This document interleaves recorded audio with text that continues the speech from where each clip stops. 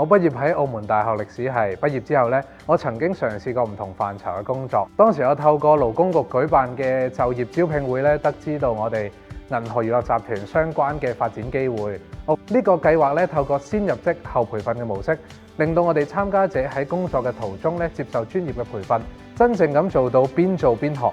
我認為呢個計劃最大嘅得着呢，係令到我接觸到好多專業而多元嘅職業技能培訓。我認為呢項專項計劃最大嘅優勢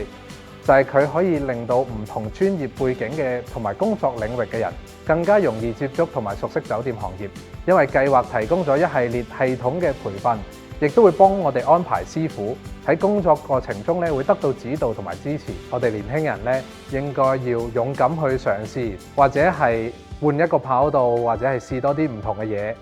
Billy 係我哋公司一位勤力盡責嘅員工，咁通過參與銀娛青英發展計劃咧，最終加入咗銀娛。佢對澳門文旅懷有深厚嘅熱情。Billy 都係一位非常之有創造力嘅同事，佢經常會提出新穎而實用嘅諗法，為團隊注入活力同埋靈感，令我哋工作可以更加有價值同埋意義，創造一條新嘅職業道路，成為澳門旅遊業發展嘅新力量。